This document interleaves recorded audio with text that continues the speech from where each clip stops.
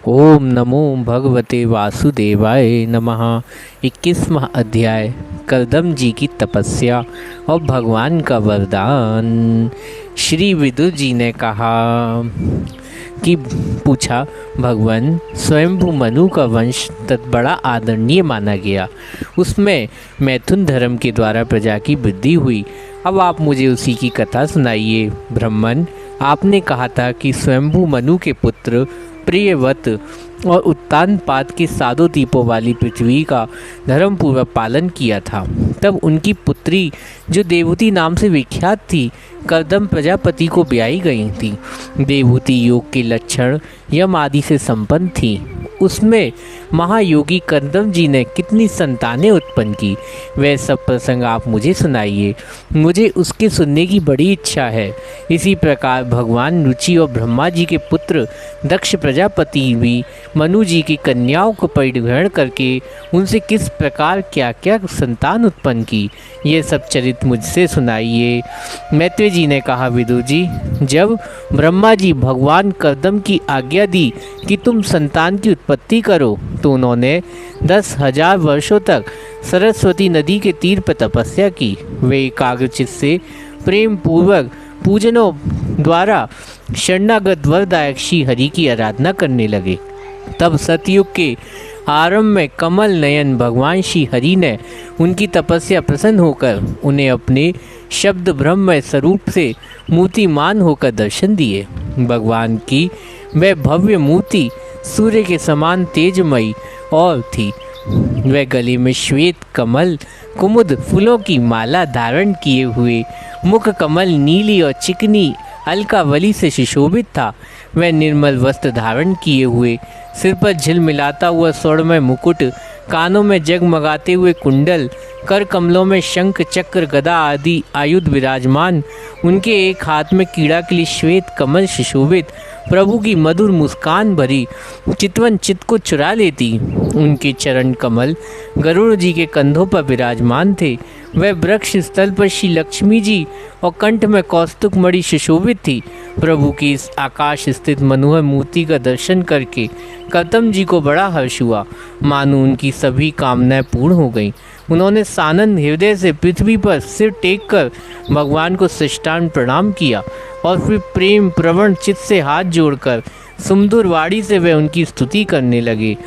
करदम जी ने कहा, स्तुति करने योग्य परमेश्वर, आप संपूर्ण सतयुग के आधार, योगी जन उत्तोदय शुभ योनि जन्म लेकर अंत में योगस्थ होने आपके दर्शनों की इच्छा करते। आज आपका वही दर्शन पाकर हमें नेत्रों का फल मिल गया। आपके चरण कमल भव सागर से पार जाने के लिए जहाज हैं। जिनकी बुद्धि आपकी माया से मारी गई, वे ही उन तुच्छ क्षणिक विषय सुख के लिए, जो नरक में भी मिल सकते हैं, उन चरणों का आश्रय लेते हैं। किंतु स्वामीन, आप तो उन्हें भी विषय भोग भी दे देते हैं। प्रभु, आप कल्प वृक्ष हैं। आपके चरण समस्त मनोरथ को पूर्ण करने वाले। मेरा हृदय काम कल दूषित है। मैं भी अपने अनुरूप स्वभाव वाली और ग्रस्त धर्म पालन सहायक शीलवती कन्या से विवाह करने के लिए आपके चरण कमलों की शरण में आया। सर्वेश्वर, आप संपूर्ण लोकों के अधिपति, नाना प्रकार की कामनाओं में फंसा हुआ ये लोक आपकी वेदवाणी डोरी से बंधा है। धर्म मूर्ते, उसी का अनुगमन करता हुआ मैं भी काल रूप आपकी आज्ञा पालन रूप पूजा हरादि समर्पित करता हूँ। प्रभु, आपके भक्त विश्वासक्त लोगों और उन्हीं के मार्ग का अनुसरण करने वाले मुझ जैसे कर्मजट पशुओं को कुछ भी ना गिनकर आपके चरणों की छत्र छाया का ही आश्रय लेते, परस्पर आपके गुणगान रूप मादक सुधा का पान करते और अपनी शुदा पिपासा देह आदि धर्म को शांत करते रहते। प्रभु, ये कालचक बड़ा प्रबल है। साक्षात ब्रह्म भी इसको घूमने की धुरी है। अधिक मास सहित 13 महीने अरे हैं, 360 दिन जोड़ हैं, 6 ऋतुएं नेमी हाल हैं और अनंत क्षण पर आदि इनमें पत्राकार धाराएं हैं। 3 चातुर्मास इसके आधारभूत नाभि। ये अनंत बेगवान संवत्सर रूप चकाल चराचर जगत की आयु छेदन करता हुआ घूमता रहता है। किंतु आपके भक्तों की आयु का हास नहीं कर सकता। भगवान जिस प्रकार मकड़ी स्वयं ही जाले को फैलाती है, उसकी रक्षा करती, अंत में उसे जाल को निगल जाती, उसी प्रकार आपके अकेले ही जगत की रचना करने के लिए अपने अभिन्न अपनी योग माया को स्वीकार कर उसे अभिव्यक्त अपनी सत्वादी शक्ति द्वारा स्वयं इस जगत की रचना पालन संहार करते। प्रभु, इस समय आपने हमें अपनी तुलसी माला मंडित माया परिचित सी दिखाई देने वाली सरगुण मूर्ति का दर्शन कराया है। आप हम भक्तों को जो शब्दादि विषय सुख प्रदान करते हैं, वह मायिक होने के कारण यद्यपि आपको पसंद नहीं, तथापि परिणाम हमारा शुभ करने के लिए वह हमें प्राप्त हो। नाथ, आप स्वरूप निष्क्रिय होने पर भी माया के द्वारा सारे संसार का व्यवहार चलाने वाले तथा थोड़ी सी उपासना करने वाले समस्त अभिलषित वस्तुओं को वर्षा करते रहते। आपके चरण कमल वंदनीय, मैं आपको बार बार नमस्कार करता हूँ। मैत्री जी कहते हैं, भगवान की भौहें प्रणय मुस्कान से चितवन से चंचल हो रही। वह गरुड़ जी के कंधे पर विराजमान स्तुति जब कदम जी स्तुति इस प्रकार निष्कपट भाव से कर रहे तो उनकी अमृतमय वाणी कहने लगी। श्री भगवान ने कहा, जिसके लिए तुमने आत्म संयमादि मेरे द्वारा आराधना की, तुम्हारे हृदय में उस भाव को जानकर मैंने पहले ही उसकी व्यवस्था कर दी। प्रजापति, मेरी आराधना तो कभी भी निष्फल नहीं होती। फिर जिनका चित्त निरंतर एकांत रूप से मुझ में लग गया, तुम जैसी महात्मा द्वारा की गई उपासना को तो और अधिक फल होता है। प्रसिद्ध यशस्वी सम्राट स्वयंभू मनु ब्रह्म अवर्तमान रहकर 7 समुद्र वाली सारी पृथ्वी का शासन करते। विभुभर वे परम धर्मज्ञ महाराज महारानी शत्रुपा के साथ तुमसे मिलने के लिए परसों यहाँ आएंगे। उनकी एक यूप यौवनशील और गुणों से संपन्न श्याम लोचना कन्या इस समय विवाह के योग्य। प्रजापति, तुम सर्वथा उसके योग्य हो, इसलिए वे तुम्ही को वे कन्या अपनी अर्पण करेंगे। ब्राह्मण, गत अनेकों वर्षों से तुम्हारा चित्त जैसी भार्या के लिए समाहित रहा, अब शीघ्र ही वे राजकन्या तुम्हारी वैसी पत्नी होगी। यह श्रेष्ठ सेवा करेगी। वह तुम्हारा वीर अपने गर्भ में धारण करके उससे 9 कन्या उत्पन्न करेगी। फिर भी तुम्हारा उन कन्याओं के लोक रीति अनुसार मरीचि आदि ऋषिगण पुत्र उत्पन्न करेंगे। तुम भी मेरी आज्ञा के अच्छी तरह पालन करके शुचित हो, फिर सब कर्मों का फल मुझे अर्पण कर मुझे प्राप्त होगे। जीवों पर दया करते हो तुम आत्मज्ञान प्राप्त करो, फिर सबको अभय दान दे अपने सहित संपूर्ण जगत को मुझ में और मुझको अपने में स्थित देखोगे। महामुने, मैं भी अपने अंश कला रूप से तुम्हारे वीर द्वारा तुम्हारी पत्नी देवती के गर्भ से अवतीर्ण होकर सांख्य शास्त्र की रचना करूंगा। मैत्री जी कहते हैं, विदुर जी, कर्दम ऋषि के इस प्रकार संभाषण कर इंद्रियों के अंतमुख होने पर प्रकट होने वाले श्री हरि सरस्वती नदी के घिरी हुई बिंदु तीर्थ में जहाँ कंदर्प ऋषि तप कर रहे अपने लोकों को चले गए। भगवान सिद्धमार्ग वैकुंठ मार्ग को देखते देखते अपने लोक से धार गए।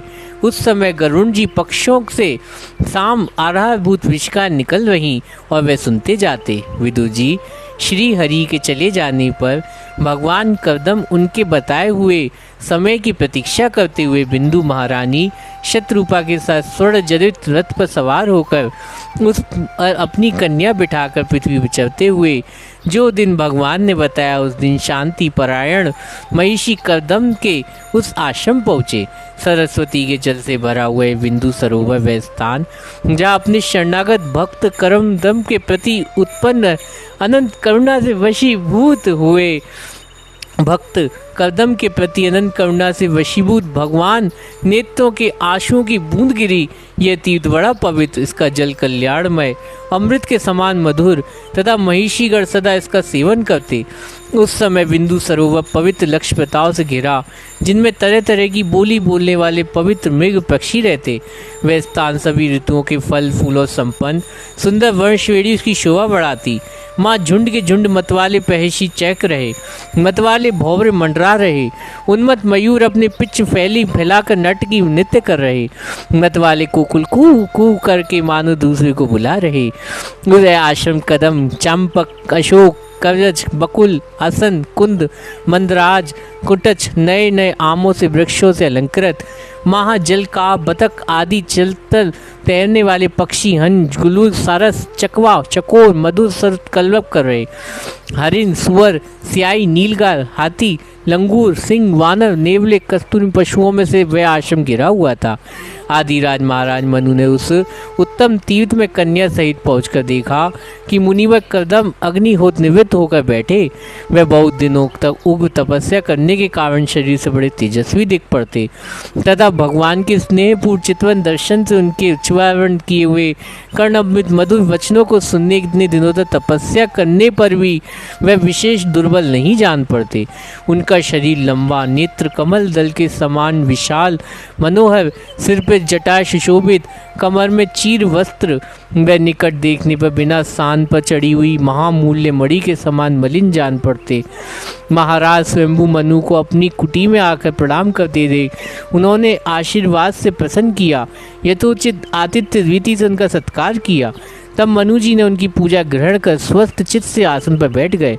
तब मुनिवर कदम भगवान की आज्ञा स्मरण कर उनसे मधुर वाणी में प्रसन्न करते हुए इस प्रकार कहा, देव आप भगवान विष्णु की पालन शक्ति रूप हैं, इसलिए आपका घूमना फिरना निसंदेह सज्जनों की रक्षा करना ही है और दुष्टों का संहार के लिए होता है। आप साक्षात विशुद्ध विष्णु रूप तथा भिन्न भिन्न कार्यों के लिए सूर्य, चंद्रमा, अग्नि, वायु, यम, धर्म, वरुण आदि रूप धारण करते। आपको नमस्कार है।